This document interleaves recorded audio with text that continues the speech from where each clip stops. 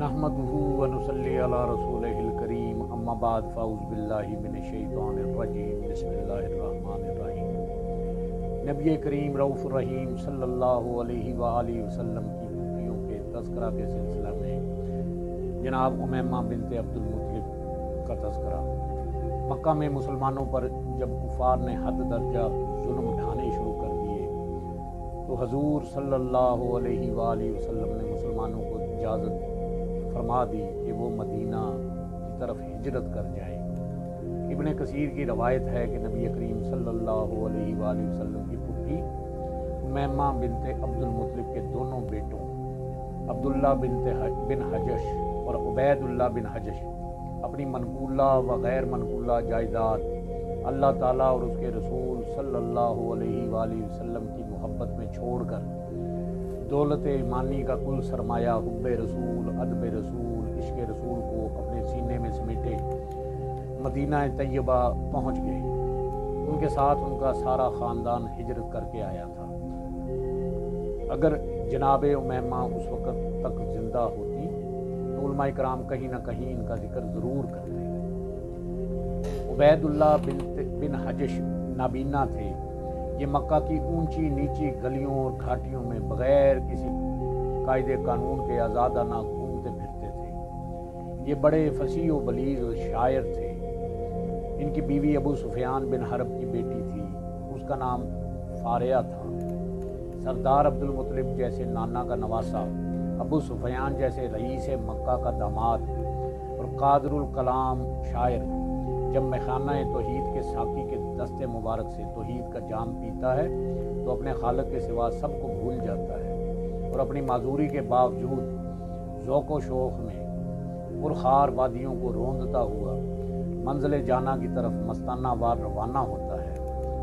امیمہ کے اسلام میں محققین کی یہ رائے ہے کہ آپ دین ابراہیمی پر کاربند تھی۔ امیمہ کا نکاح حجش بن راب بن یعمر بن صبرہ بن مرہ بن کثیر بن غم سے ہوا۔ امیمہ اور حجش بن راب کے دو بیٹوں کے علاوہ دو بیٹیاں بھی تھیں۔ ایک کا نام زینب بنت حجش جو بعد میں نبی کریم صلی اللہ علیہ وآلہ وسلم کے عقد میں آئیں اور ام المومنین کا رتبہ پایا، اور دوسری حمنہ بنت حجش جو منافقین نے واقعہ افق میں حضرت ام المومنین عائشہ صدیقہ رضی اللہ تعالی عنہا پر تہمت لگائی تو حمنہ بنت حجش بھی اپنی سادہ لوہی کی وجہ سے، اپنے سادہ پن کی وجہ سے اس پراپگنڈا میں گرفتار ہو گئی۔ وہ حضرت عائشہ صدیقہ رضی اللہ تعالی عنہا کو اپنی بہن کی سوکن سمجھتے ہوئے منافقین کی چلاکی کا شکار ہو گئی۔ بعد میں حضرت حسان بن ثابت رضی اللہ تعالی عنہ نے حمنہ اور حضرت عائشہ رضی اللہ تعالیٰ عنہ کے قریبی عزیز مستہ کو تہمت لگانے کے جرم میں سزا دی۔ تاہم یہ سب لوگ معصوم اور سادہ لوگ تھے جو اس شر میں گرفتار ہو گئے۔ ام المومنین حضرت زینب بنت حجش سے جب نبی کریم صلی اللہ علیہ وآلہ وسلم نے ام المومنین حضرت عائشہ رضی اللہ تعالیٰ عنہ کی اخلاق کی حالت دریافت کی تو انہوں نے صاف لفظوں میں یہ کہہ دیا کہ یا رسول اللہ صلی اللہ علیہ وآلہ وسلم، میں اپنے کان اور آنکھ کو محفوظ رکھتی ہوں۔ باخدا عائشہ رضی اللہ تعالیٰ عنہا کے متعلق سوائے خیر اور بھلائی کے میں نے کبھی کچھ نہیں سنا نہ جانتی۔ حضرت زینب کی عمر 30 برس کے قریب ہو چکی تھی مگر آپ کی بھی ابھی شادی نہ ہوئی تھی۔ نبی کریم صلی اللہ علیہ وآلہ وسلم نے اپنے پیارے صحابی اور منہ بولے بیٹے حضرت زید بن حارث رضی اللہ تعالیٰ عنہ کے نکاح کا پیغام بھیجا تو حضرت زینب رضی اللہ تعالیٰ عنہا اور ان کے بھائی حضرت عبداللہ بن حجش نے صاف انکار کر دیا۔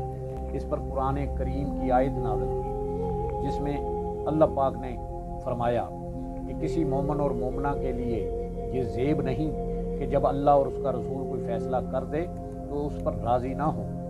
اس حکم کے بعد حضرت عبداللہ رضی اللہ تعالیٰ عنہ اور حضرت زینب رضی اللہ تعالیٰ عنہا راضی ہو گئے۔ نکاح تو ہو گیا لیکن حضرت زینب رضی اللہ تعالیٰ عنہا کو اپنے اعلیٰ نسب ہونے کے فخر نے حضرت زید بن حارث کے قریب نہ جانے دیا اور سدا ناراضگی رہتی تھی، جس پر حضرت زید رضی اللہ تعالیٰ عنہ نے تنگ آ کر آخر کار انہیں طلاق دے دی۔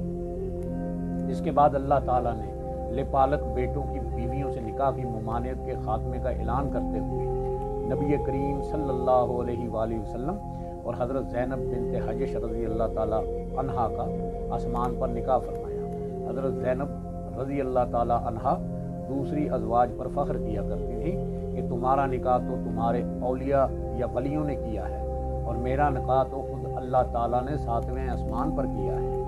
نبی پاک صلی اللہ علیہ وآلہ وسلم کی پھپھی امیمہ کی ساری اولاد نے ابتدائی دور میں ہی اسلام قبول کر لیا تھا اور سب نے اسلام کی بھرپور خدمت کی۔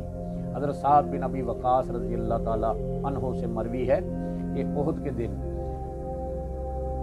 حضرت عبداللہ بن حجش ایک کونا میں جا کر دعا کرنے لگے۔ پہلے میں نے دعا کی کہ میرے رب کل جب جنگ شروع ہو تو میرے مقابلہ پر خوب طاقتور کافر کو بھیجنا، پھر میں اس کو قتل کر کے اس کے لباس، زرہ اور ہتھیار پر قبضہ کر لوں۔ حضرت عبداللہ رضی اللہ تعالیٰ عنہ نے آمین کہا اور پھر حضرت عبداللہ نے دعا کی، اے میرے رب میرے مقابلے پر قوی اور تنومند حریف بھیجنا، میں اسے جنگ کروں اور آخرکار میں شہید ہو جاؤں، پھر وہ میرے کان اور ناک کاٹ دیں اور جب میں روز قیامت تجھ سے ملاقات کروں تو اسی حالت میں کروں۔ دوسرے دن ایسا ہی ہوا۔ حضرت عبداللہ اور حضرت امیر حمزہ رضی اللہ تعالیٰ عنہ کو ایک ہی قبر میں دفن کیا گیا۔ اللہ پاک سے دعا ہے اللہ پاک ہمیں حق بات کہنے کی، سننے کی توفیق عطا فرمائے۔ آمین بجاہ نبی الکریم الامین وآخر دعوانا